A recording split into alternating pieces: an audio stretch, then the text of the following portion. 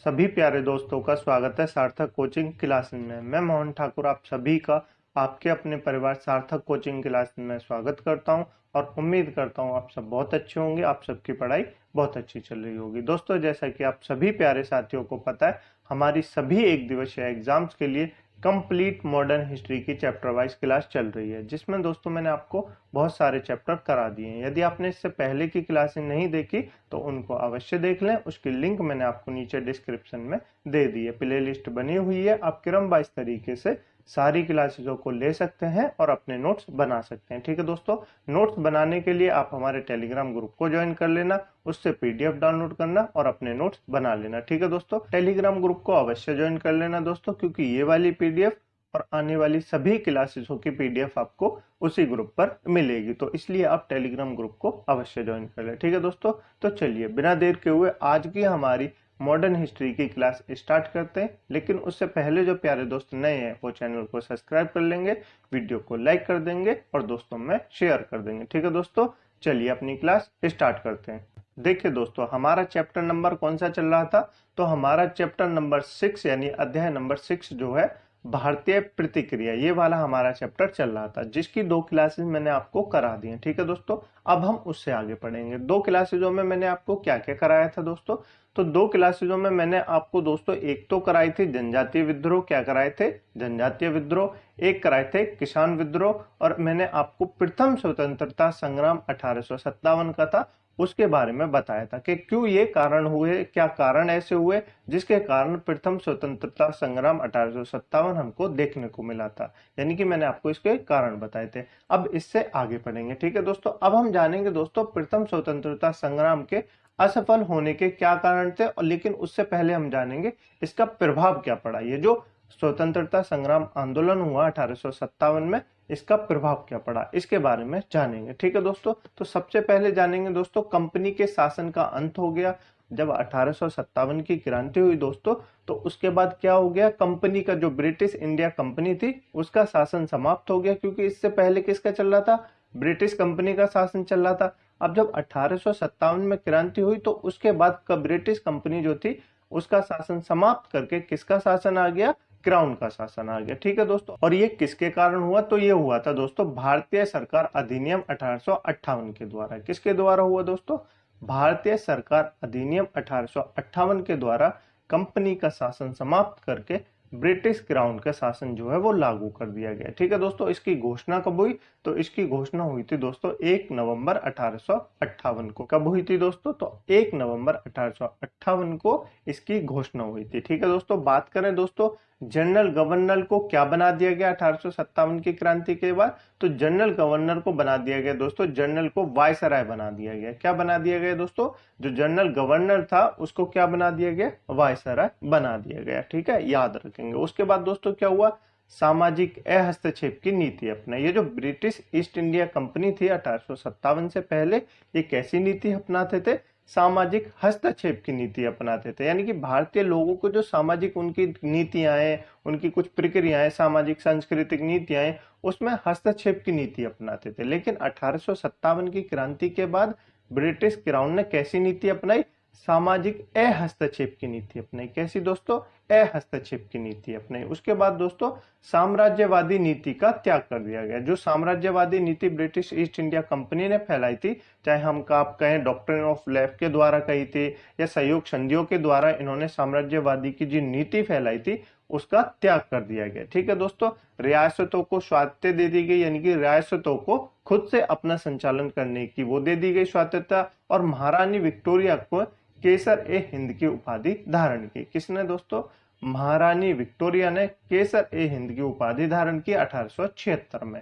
ये याद रखेंगे बिल्कुल। अन्य तथ्यों के बारे में जान लेते हैं। अन्य तथ्य क्या है दोस्तों, अन्य तथ्यों में देखेंगे तो पहला है दोस्तों सरकारी नौकरी में प्रतियोगी परीक्षा जो लागू कर दी गई। अब ये जो परीक्षा है दोस्तों, ये सभी के लिए एक समान हो गई। 1857 की क्रांति के बाद ये जो परीक्षाएं होती थी, चाहे आप कहें आईएएस की परीक्षा हो या बाकी जो गवर्नमेंट परीक्षा हो, कैसी भी परीक्षा हो, अब ये सभी के लिए समान हो गई। ठीक है दोस्तों, उसके बाद क्या हुआ, तो सैन्य संरचना का पुनर्गठन किया गया और पील कमीशन के द्वारा इसका पुनर्गठन किया गया। किसके द्वारा? पील कमीशन के द्वारा सैन्य संरचना का पुनर्गठन किया गया, याद रखेंगे। उसके बाद क्या हुआ दोस्तों? सांप्रदायिकता और जातीयता को बढ़ावा मिला। क्या मिला दोस्तों? सांप्रदायिकता और जातीयता को बढ़ावा मिला, याद रखेंगे। रेल संचार आदि का विस्तार हुआ। रेल संचार का विस्तार इसी समय हुआ था 1857 की क्रांति के बाद। क्यों? क्योंकि दोस्तों 1857 की जब क्रांति हुई थी ना दोस्तों, तो ये जो ब्रिटिश ईस्ट इंडिया कंपनी के सैनिक थे, इनको एक जगह से दूसरी जगह जाने में काफी समय लगा था। तो इन्होंने सोचा ऐसे तो गड़बड़ हो जाएगी, क्योंकि ये बाद में भी आगे चल के भी कभी ना कभी तो विद्रोह करेंगे, भारत के लोग कभी ना कभी तो विद्रोह करेंगे। तो इन्होंने क्या किया? एक जगह से दूसरे स्थान पे शीघ्र से पहुंचने के लिए किसका प्रयोग किया? रेल का। तो रेल संचार कैसे विस्तार हुआ? 1857 की क्रांति के बाद हुआ था, याद रखेंगे दोस्तों, बिल्कुल याद रखेंगे। अब बात करते हैं दोस्तों प्रथम स्वतंत्रता संग्राम के विफलता के क्या कारण थे, इसके बारे में बात कर लेते हैं। ठीक है दोस्तों, ये तो मैंने आपको बता दिया कि 1857 क्रांति कैसे हुई, इसके क्या प्रभाव पड़े, ये सब मैंने आपको बता दिया। अब मैं आपको बताता हूं दोस्तों इसके विफलता के कारण क्या है, ये फेल क्यों हुआ। ठीक है दोस्तों, इतना बड़ा जो आंदोलन था ये फेल आखिरकार क्यों हो गया, इसके बारे में बात करते हैं। तो दोस्तों सबसे जो प्रमुख कारण था वो था संगठन का अभाव। ये जो 1857 की क्रांति हुई थी दोस्तों, इसमें कोई एक संगठन नहीं था। किसी ने कहीं पे जो आंदोलन शुरू कर दिया, जैसे मेरठ में आंदोलन शुरू कर दिया, किसी ने कहीं शुरू कर दिया, किसी ने बंगाल में शुरू कर दिया, मतलब कोई एक संगठन नहीं था कि इसको आंदोलन को कैसे आगे बढ़ाया जाए और कब इसका प्रारंभ करना है। तो ये इसलिए जो असफल हुआ था प्रथम स्वतंत्रता संग्राम। ठीक है दोस्तों, दूसरा कारण क्या था दोस्तों? दूसरा कारण था देशी राज्यों और सामंतों का राजभक्त बने रहना। यानी कि जो देशी राज्य थे और सामंत थे वो किसके अधीन रहे? वो हमेशा से ब्रिटिश ईस्ट इंडिया कंपनी के अधीन रहे। उन्होंने कहा दोस्तों ये जो हमारे राजा है, मतलब ब्रिटिश ईस्ट इंडिया कंपनी के जो जनरल है, यही हमारे राजा है, हम इनको धोखा नहीं देंगे। ये दोस्तों देशी रियासतों और उनके जो सामंत थे उनके द्वारा कहा गया। जैसे कि कौन कौन से दोस्तों? ग्वालियर के सिंधिया इनके भक्त थे, किसके? ब्रिटिश ईस्ट इंडिया कंपनी के। इंदौर के होलकर, हैदराबाद, जोधपुर, भोपाल, पटियाला, जिंद, कश्मीर आदि जो ये देशी रियासतें थी, सामंत थे, इन्होंने दोस्तों क्या 1857 की जो क्रांति थी उसमें भाग नहीं लिया, याद रखेंगे, बिल्कुल याद रखेंगे। देखिए दोस्तों कैनिंग क्या कहता है, कैनिंग ने भी कहा है, इसके बारे में बात करते हैं। कैनिंग ने क्या कहा है दोस्तों? 1857 की जो क्रांति हुई थी उसके बारे में कैनिंग ने क्या कहा है? तो कैनिंग ने कहा है दोस्तों, यदि सिंधिया भी विद्रोह में सम्मिलित हो जाएं तो मुझे कल ही बिस्तर गोल करना होगा। यानी कि कैनिंग कहता है कि अगर ग्वालियर के सिंधिया भी इस विद्रोह में शामिल हो जाते तो मुझे अपना बिस्तर गोल करना पड़ता, यानी बिस्तर उठाना पड़ता और हमको भारत से भागना पड़ता। उसके बाद दोस्तों क्या कहता है ये दोस्तों? तूफान के आगे बांध की तरह काम किया है। किसने? जो ग्वालियर के सिंधिया हैं इन्होंने तूफान के आगे बांध की तरह काम किया है। जैसे बारिश होती है ना दोस्तों, तो पानी, जब नदी का पानी बाढ़ होता है तो क्या बना देते हैं? बांध बना देते हैं ना, बांध बना देते हैं। तो ऐसे ही तूफान के आगे बांध का काम किया है किसने? ग्वालियर के सिंधिया ने, ऐसा कहता है कैनिंग, याद रखेंगे, बिल्कुल याद रखेंगे। उसके बाद दोस्तों बात करें तो उसके बाद निश्चित उद्देश्य का अभाव नहीं था, ये भी असफलता का कारण था। कोई निश्चित उद्देश्य नहीं था कि क्या करना है। कोई लोग दोस्तों इसलिए युद्ध कर रहे थे कि उनको जो सामंत थे उनको भगाना है, उनको उनके पद से हटाना है। कुछ लोग कुछ सैनिकों को मारने के लिए कर रहे थे। तो एक निश्चित उद्देश्य ना होने का अभाव भी हमको देखने को मिलता है। नेक्स्ट बात करते हैं दोस्तों, नेक्स्ट कौन सा कारण? नेक्स्ट है कुशल नेतृत्व का अभाव। कोई ऐसा नेतृत्व नहीं था जो इन सबको एकजुट बांधा रखे और जो सबसे शीघ्र जो नेतृत्व लिए जाए, निर्णय लिए जाए, ऐसा भी नहीं था। तो कुशल नेतृत्व का भी अभाव था। ठीक है, उसके बाद क्या कारण था? तो आधुनिक हथियार और प्रौद्योगिकी का अभाव था। कैसे दोस्तों? आधुनिक जो हथियार थे वो इस समय नहीं थे। 1857 की क्रांति में आधे जो क्रांति कर दी गई, कुछ लोगों के पास हथियार थे, जैसे कुछ लोगों के पास हम मानते बंदूक थी, क्योंकि वो ट्रेनों को लूट लेते थे अंग्रेजों की, उनकी बंदूक ले लेते थे। तो कुछ लोगों के पास तो बंदूक थी, लेकिन ज्यादातर लोगों के पास आधुनिक हथियार नहीं थे। उनके पास क्या थे? सिर्फ डंडा था, तलवारें थी, कुल्हाड़ी थी, ऐसी ही चीज थी। ठीक है, मतलब आधुनिक हथियार न होने का अभाव भी था। उसके बाद दोस्तों क्या कारण है? सबसे इंपॉर्टेंट कारण आपको याद रखना है, शिक्षित वर्ग की उदासीनता। यानी कि शिक्षित वर्ग ने दोस्तों क्या किया? शिक्षित वर्ग ने 1857 की क्रांति में भाग ही नहीं लिया। क्या हुआ दोस्तों? शिक्षित वर्ग ने 1857 की क्रांति में भाग ही नहीं लिया।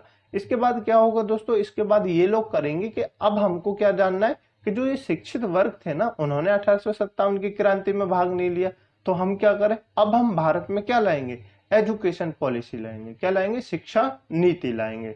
तो ये उसके बाद शिक्षा नीति लाए जिससे हम इनको अपनी भाषा समझा सकें, अपनी भाषा सिखा सकें और ये हमारे खिलाफ विद्रोह ना करें, क्योंकि 1857 की क्रांति में शिक्षित वर्ग ने विद्रोह नहीं किया था, उसमें साथ नहीं दिया था।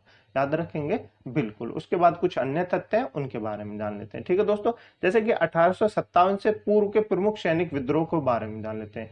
1857 का विद्रोह हम मानते प्रथम स्वतंत्रता संग्राम है, लेकिन ये प्रथम सैनिक विद्रोह नहीं मानते हम इसको, क्योंकि 1857 से पहले भी दोस्तों काफी सैनिक विद्रोह हो चुके हैं। उनके बारे में भी मैं आपको बताता हूं। जैसे पहला हम बात करें तो पहला है 1764 का बक्सर विद्रोह। कौन सा है दोस्तों, 1764 का बक्सर विद्रोह, जो हेक्टर मुनरो के विरुद्ध हुआ था या इसके समय हुआ था। ठीक है, याद रखेंगे। उसके बाद दूसरा जो विद्रोह है वो है 1766 का विद्रोह, सैनिक विद्रोह। ये किसके विरुद्ध हुआ था, क्लाइव के विरुद्ध हुआ था। ठीक है दोस्तों, इसके समय हुआ था। उसके बाद है दोस्तों 1806 का विल्लेर विद्रोह, सेना में प्रथम धार्मिक विद्रोह। कैसा था दोस्तों, सेना में प्रथम धार्मिक विरोध था, विल्लेर विद्रोह। याद रखेंगे। उसके बाद जो विद्रोह था वो था 1824 का।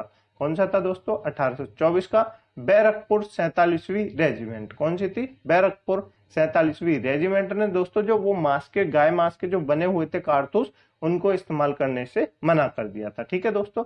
उसके बाद था दोस्तों 1825 का असम तोफखाने का विद्रोह। क्या था दोस्तों, 1825 का असम तोफखाने का विद्रोह। याद रखेंगे। उसके बाद दोस्तों 1838 में सोलापुर विद्रोह हुआ और उसके बाद दोस्तों 1844 में फिरोजपुर की 64वीं जो रेजिमेंट थी उसने भी विद्रोह कर दिया। और अंत में जो विद्रोह हुआ था वो 1849 से लेकर 1850 के मध्य गोविंदगढ़ का विद्रोह था। ये कुछ प्रमुख सैनिक विद्रोह थे जो 1857 की क्रांति से पहले हुए थे।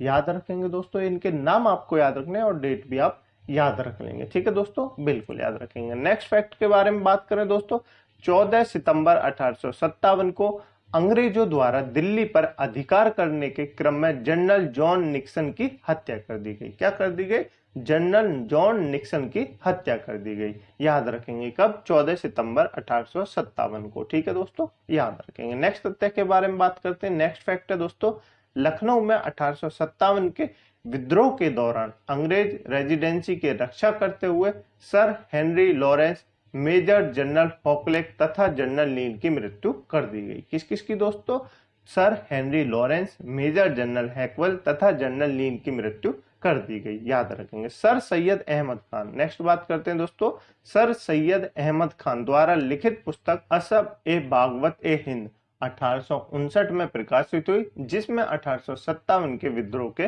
कारणों की चर्चा की गई। तो इस पुस्तक का नाम याद रखेंगे और इसके राइटर कौन है, असाब ए बगावत ए हिंद। ठीक है, इसके राइटर है सर सैयद अहमद खान। कौन है दोस्तों, सर सैयद अहमद खान। याद रखेंगे बिल्कुल। नेक्स्ट बात करते हैं दोस्तों 1857 के विद्रोह के दमन के बाद ब्रिटिश सरकार ने भारतीय फौज के नव गठन के लिए पील आयोग का गठन किया, जिसने सेना के रेजिमेंटों को जाति, समुदाय, धर्म के आधार पर विभाजित कर दिया। ये जो 1857 का विद्रोह हुआ था उसके बाद दोस्तों ब्रिटिश सरकार ने क्या किया, भारतीय जो फौज थे उनको नव गठन के लिए यानी नई भर्तियों के लिए किसका आयोग किया, पील आयोग का गठन किया। ठीक है दोस्तों, जिसमें क्या हुआ, सेना के रेजिमेंटों को जाति, समुदाय और धर्म के आधार पर विभाजित किया गया। नेक्स्ट तथ्य है दोस्तों, यूरोपीय सैनिकों की संख्या 1857 में दोस्तों 45,000 थी। कितनी थी, 45,000 थी। लेकिन उसके बाद क्या हो गई, 1857 के बाद 65,000 कर दी गई। कितनी, 65,000 कर दी गई। तथा भारतीय सैनिकों की संख्या दोस्तों 2,38,000 से घटाकर 1,40,000 कर दी गई। कितनी दोस्तों, 1,40,000 कर दी गई। यानी कि लगभग 1 लाख सैनिक जो है वो घटा दिए गए। ठीक है दोस्तों, 1857 की क्रांति के बाद। और जो ब्रिटिश सैनिक थे उनकी संख्या बढ़ा दी गई। याद रखेंगे। उसके बाद क्या हुआ दोस्तों, 1857 के विद्रोह के बाद ब्रिटिश सरकार ने सिपाहियों का चयन गोरखा, सिख एवं पंजाब के उत्तर प्रांत से किया। किससे दोस्तों, गोरखा, सिख एवं पंजाब के प्रांत से दोस्तों उन्होंने क्या किया, ब्रिटिश सैनिकों सरकार के जो सिपाहियों का चयन किया। ठीक है, याद रखेंगे।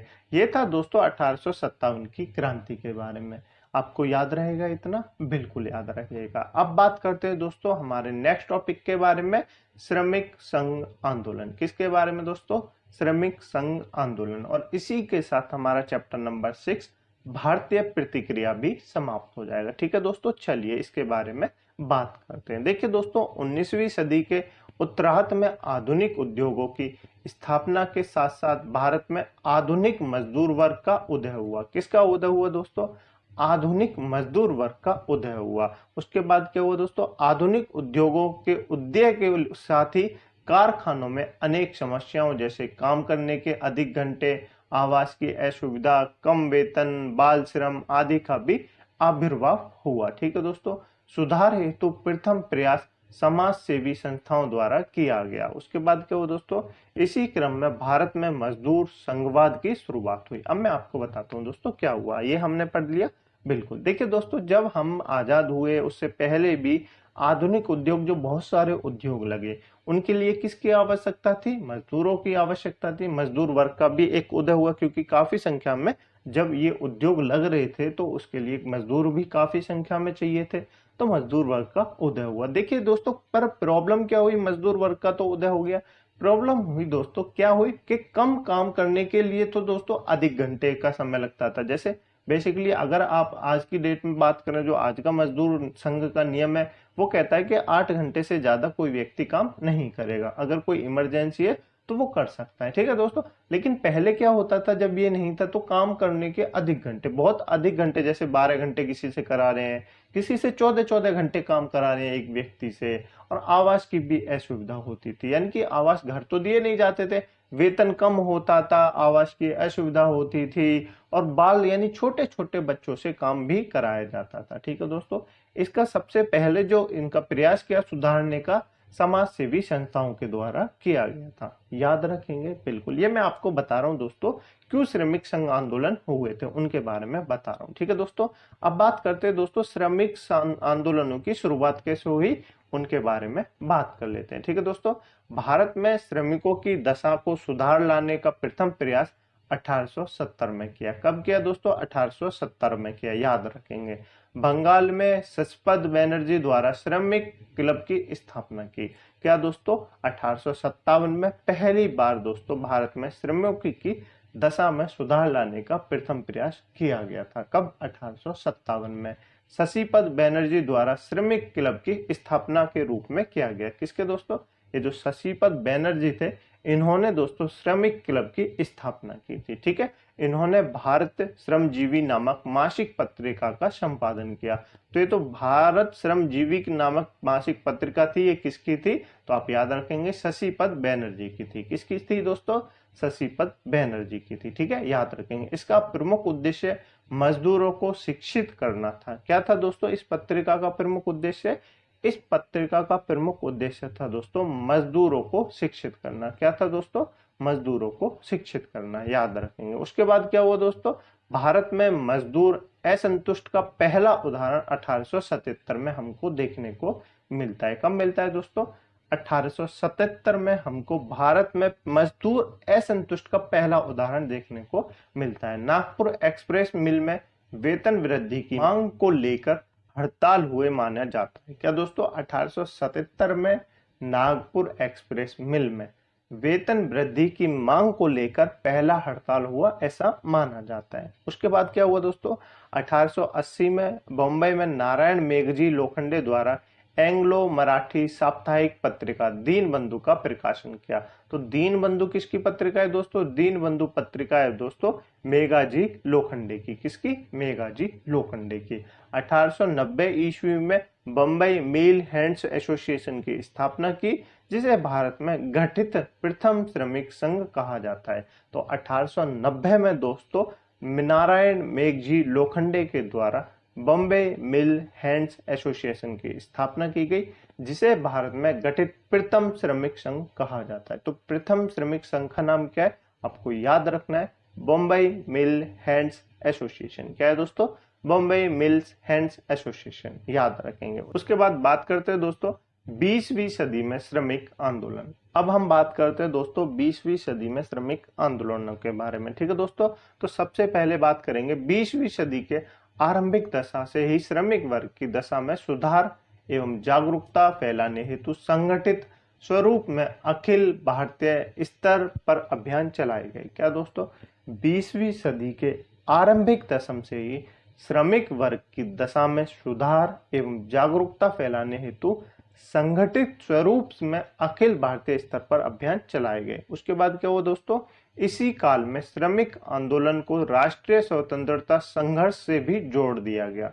किससे जोड़ दिया गया दोस्तों? श्रमिक आंदोलन को राष्ट्रीय स्वतंत्रता संघर्ष से जोड़ दिया गया। याद रखेंगे, जैसे स्वदेशी आंदोलन 1905 से लेकर 1911 के दौरान श्रमिक संघों द्वारा हड़ताल का आयोजन किया गया था। ठीक है, याद रखेंगे। उसके बाद दोस्तों 1908 ईस्वी में तिलक की गिरफ्तारी के विरुद्ध, ये तिलक कौन है दोस्तों? ये है बाल गंगाधर तिलक। कौन है दोस्तों?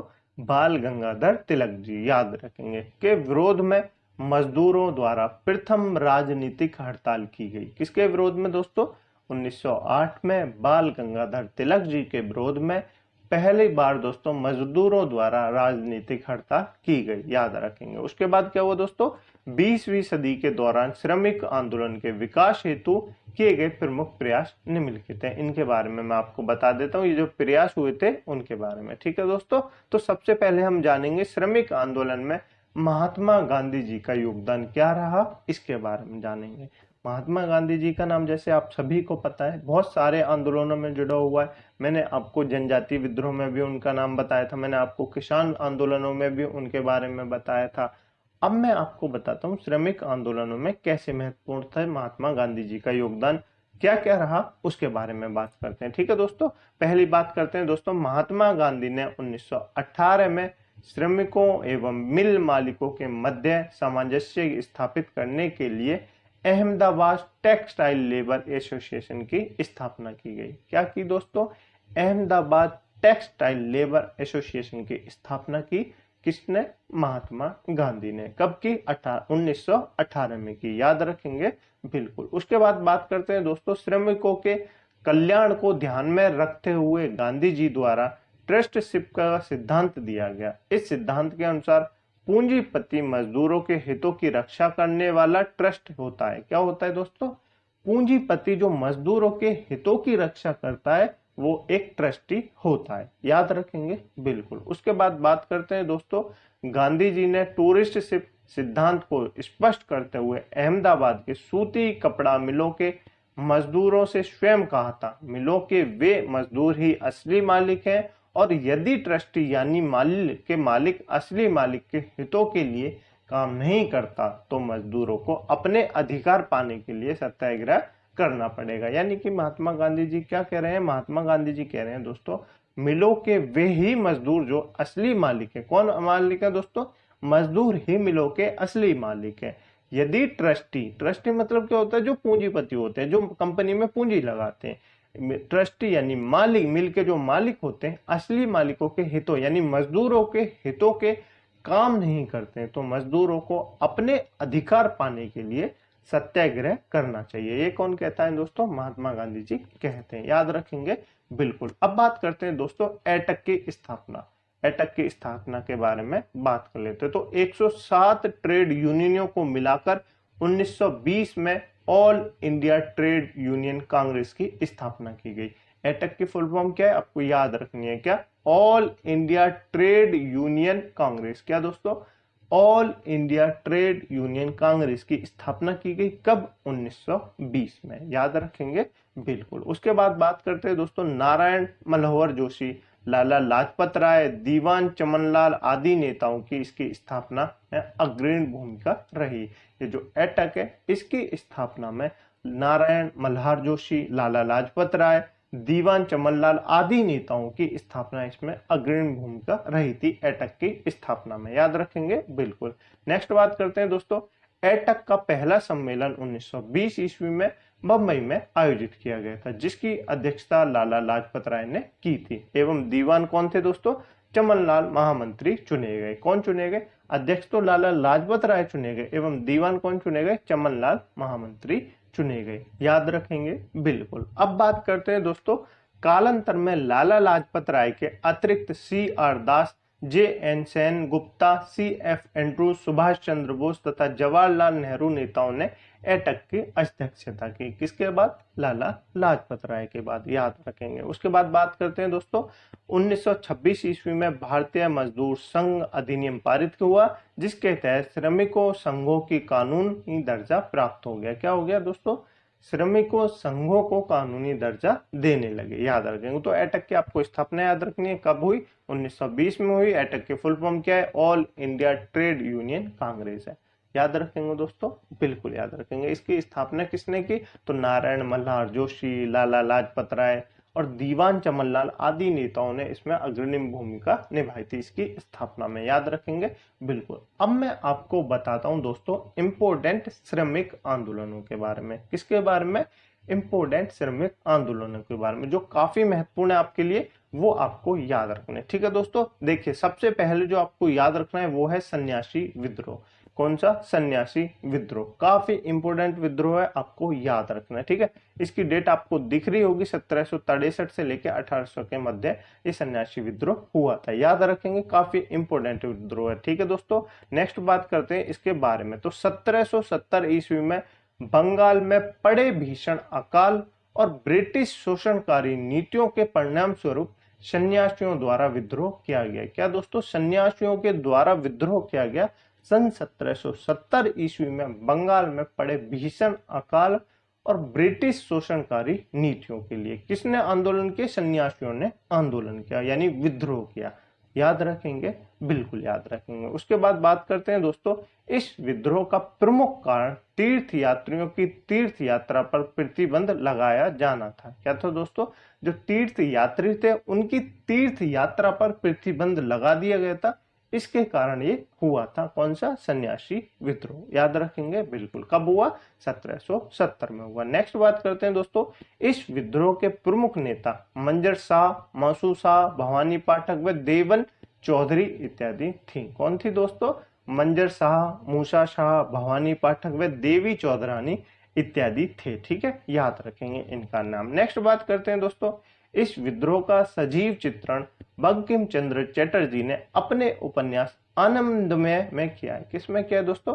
बंकिम चंद्र चटर्जी के उपन्यास आनंदमय में इन्होंने अपना जो है सन्यासी विद्रोह के बारे में लिखा है। ठीक है दोस्तों, याद रखेंगे बिल्कुल। सन्यासी विद्रोह के बारे में आपको पता चला, कब हुआ दोस्तों? 1770 में हुआ। याद रखेंगे बिल्कुल। अब बात करते हैं दोस्तों बहावी आंदोलन के बारे में। किसके बारे में दोस्तों? बहावी आंदोलन के बारे में। काफी इंपोर्टेंट आंदोलन है। अंग्रेजों प्रभुसत्ता को सबसे सुनियोजित तथा गंभीर चुनौती बहावी आंदोलन से मिली। सन्यासी विद्रोह हुआ था, लेकिन ये इतना वो नहीं था जिससे अंग्रेजों को चुनौती दी जाए, लेकिन बहावी आंदोलन ऐसा था जिससे दोस्तों अंग्रेजों को गंभीर चुनौती दी गई। ठीक है दोस्तों। 19वीं शताब्दी के चौथे दशक से 7वें दशक तक चलता रहा। कब तक चलता रहा दोस्तों?